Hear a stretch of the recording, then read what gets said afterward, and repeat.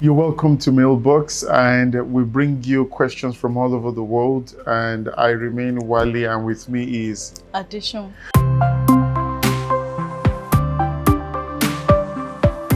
Now we've got this question from Daffy from Nigeria.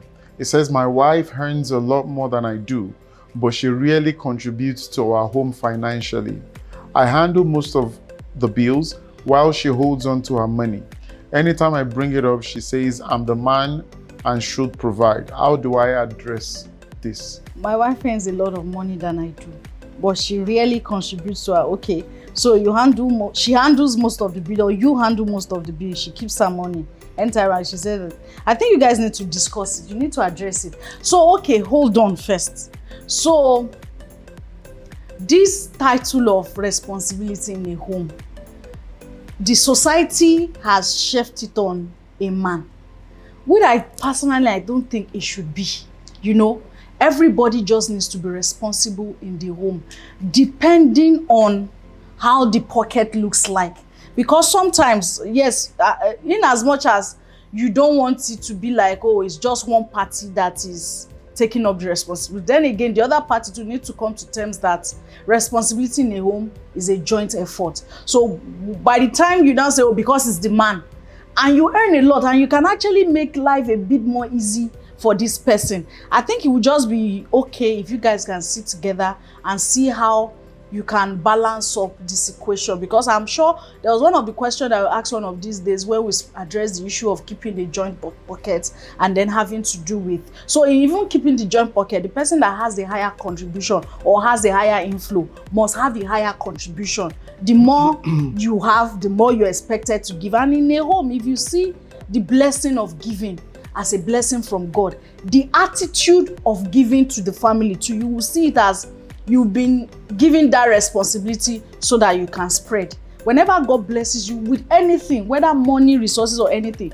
don't see it as you being the head of every other person or knowing things better. Just see that God has entrusted so much into your hand. To whom much is given, much more is expected. And if you can follow that principle, you see that the blessings of God will spread and it will be beyond your imagination. Is the male who asked this question, and interestingly, what we found out from years of counseling is that a lot of female actually grew up in a certain setting.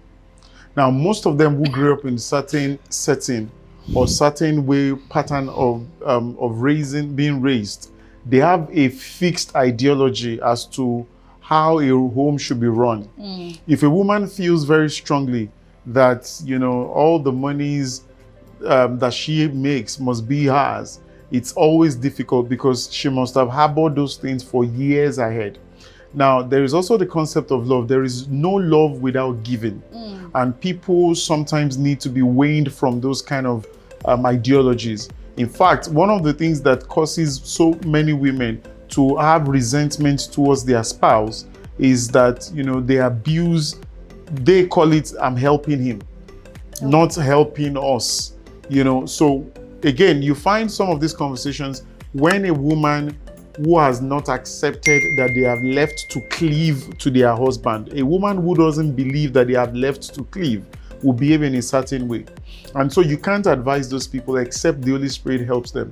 Now, for the man, my real counsel will be that don't even just think about her helping you out.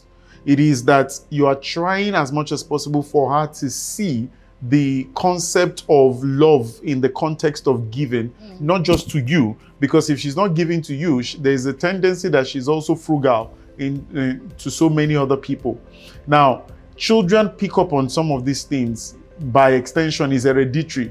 So for you, there is a bigger conversation, there is a bigger long-term situation that if you don't handle now, it will cause a lot of problems. So it's almost like somebody caught in sin, for instance. Don't be very fixated on just correcting the person hurt you. No, it's not about you. It's actually about the long-term effect of what that person is doing, so to speak.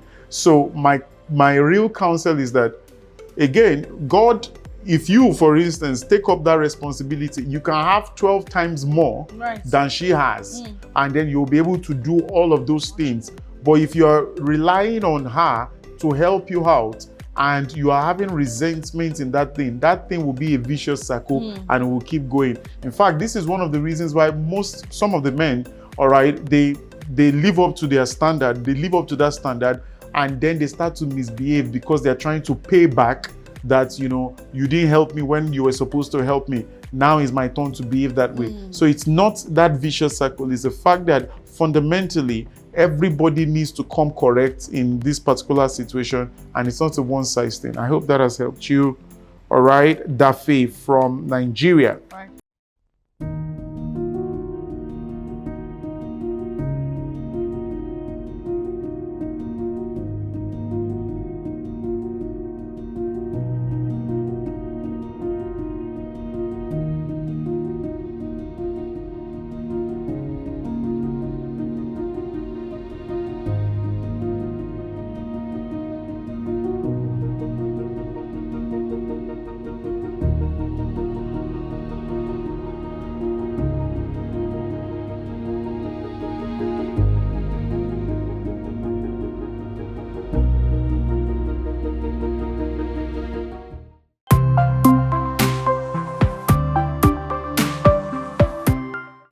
And that takes us to the next mail from Lucy from Kenya. It says, my doctor has been overly friendly and touchy during appointments. I feel very uncomfortable and violated, but I don't know if it's all in my head and I'm just overthinking it. I'm worried about how this affects my care and whether I should report it. What can I do?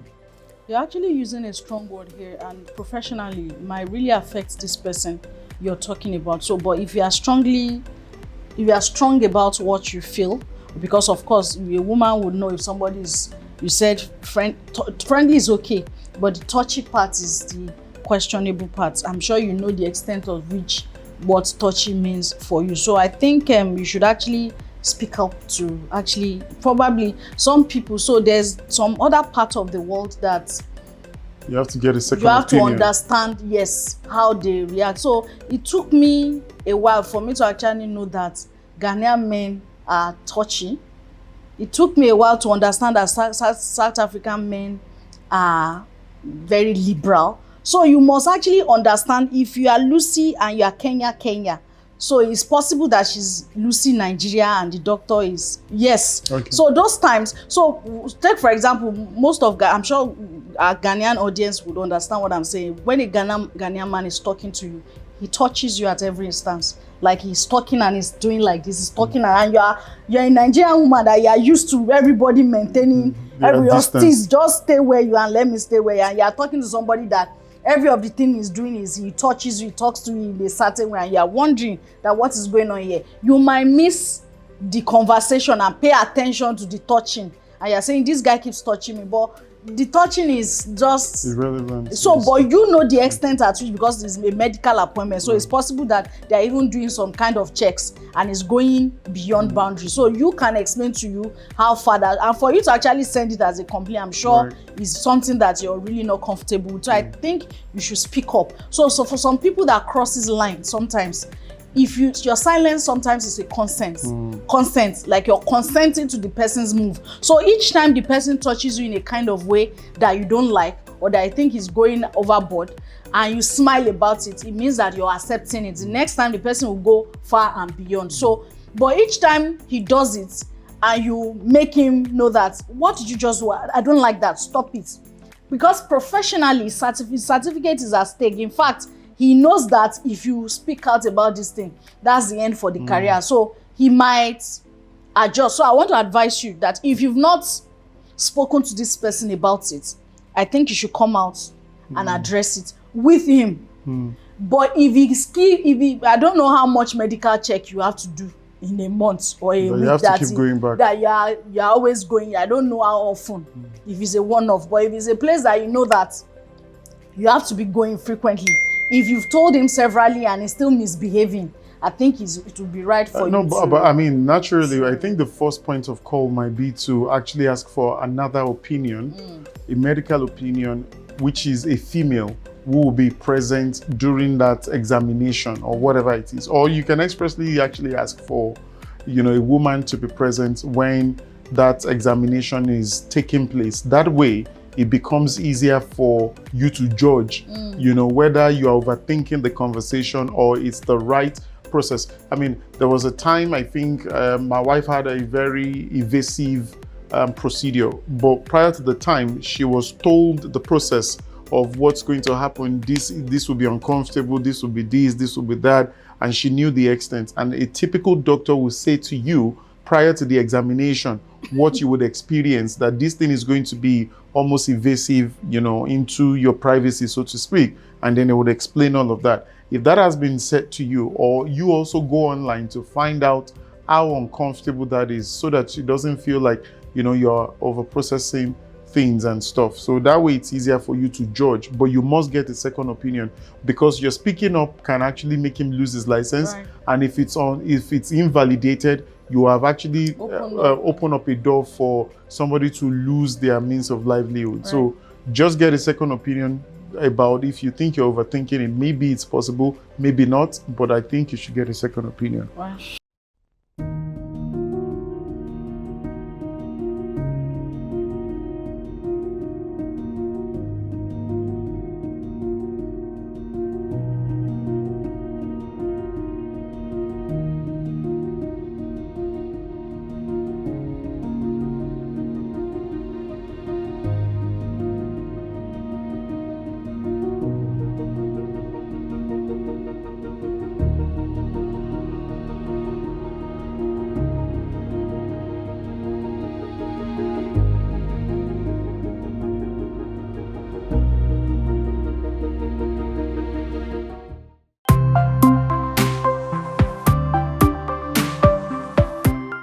Now, this brings us to the last question on this particular episode, and this is from Adeyemi from Nigeria.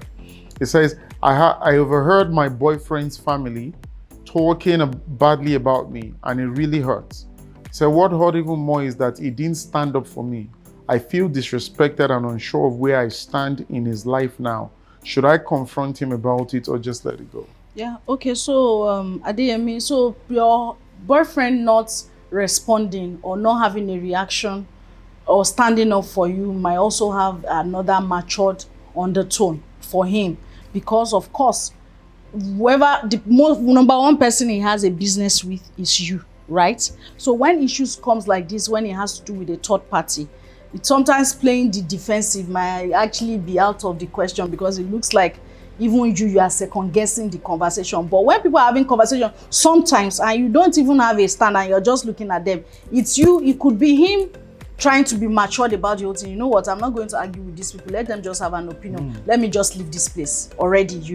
I think first off, the first step is that your focus should be with what transpires between you and that guy. That's your first touch point before he advances to those your family. Because trust me, in this life, if you have an idea of what people say behind you, people that are actually your friend, people that you genuinely open up your heart to and tell them they know everything about you, people that you are even praying friends, that you are Christian friends, if God gives you 1% of that opportunity to see how much or to what extent people say stuff about you.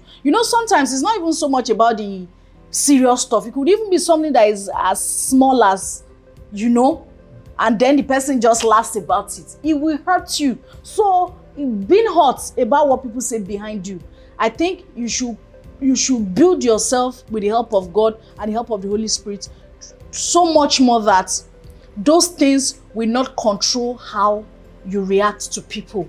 Also give people benefit of doubt. It's not cast in stone. The fact that you heard him say stuff, or he didn't even say anything, he didn't just stand in for you, or you hear your family. Then again, another thing is that don't always think that everybody's for you. So sometimes we just feel that everybody should be happy with us. There's a word that says stones are thrown at the fruits producing trees. It's not everybody. Even when you're doing good, when you're nice to people, you still find out that some people will be saying, I still repeat it again, sometimes if you hear what people say behind you, about you, even sometimes people you call your partners, people you call your friends, people you call your husband, people you call your wife, people you call your bestie, you will take 1 minute and wonder that where is this coming from? Then again, you must also allow the guy explain. Because you don't even, yes, so it's possible that you are dropping, you started hearing the conversation from the middle. Right. You don't know at the end of the day, there's a narration to it. It's just like journalists when they put together a title and the man died. Which man is dying? So everybody is picking the book and they say, oh, who died? Who died? At the end of the day, nobody even died in the first place. You are just asking a question, you know. So sometimes if you genuinely love somebody or you are building something, so I always believe in open conversation, even communication, even if by mistake the person didn't know, because there are also some people when they want to stand in for us, they don't know how to turn up, because based on the premises of what they've shown, you don't really know where the conversation is coming from or when it's going to. The person that you owe is that person that you called your boyfriend or your best friend, to call the person and say, I heard this, this is the situation, I didn't like that. And then the person can now explain and say, oh, that's all, I didn't even know. It's even better. There's a better context. It's even better that you didn't even say anything. Thank you for knowing. And then you now begin to sit in a different light. Right. But if you just start feeling hot, so you'll be feeling hot based on anything anybody say about you that is negative. So it's more of you working on yourself and also you giving room for that other person to actually explain what you've heard. In fact, the person might be guilty as charged, but moving on, the person will say, I'm so sorry, next time at least I know what I didn't know that you would take it that way. Okay, so next time I'll come through for you. This is what I heard. So it makes it balanced and open. I mean, I think you've exhaustively actually spoken about the different sides. In fact, I'm seeing it from the another perspective for the very first time, because in context of conversations, a man should actually stand, that's what we know, should stand for the spouse or partner, right? But the man also knows the other people that he's speaking to, that the moment he becomes defensive, they can take it as a different in a different tone. So leave room for doubt, which is that there must be a reason why he kept quiet. There's a reason why he didn't fight for me, and that reason must be genuine. And then allow him to find that expression and be able to talk about it. Thank you so much for that.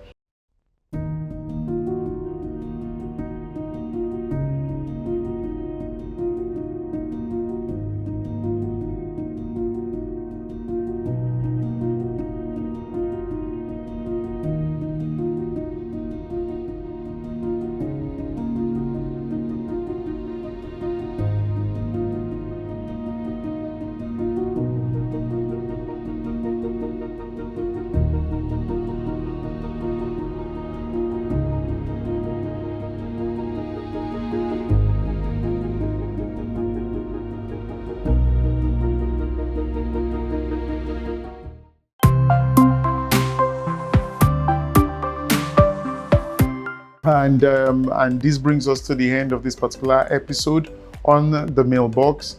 Until next time, where we bring you questions and answers on the subject of relationship all over the world. I remain Olawale, and with me again is Addition. Thank you. Till next time.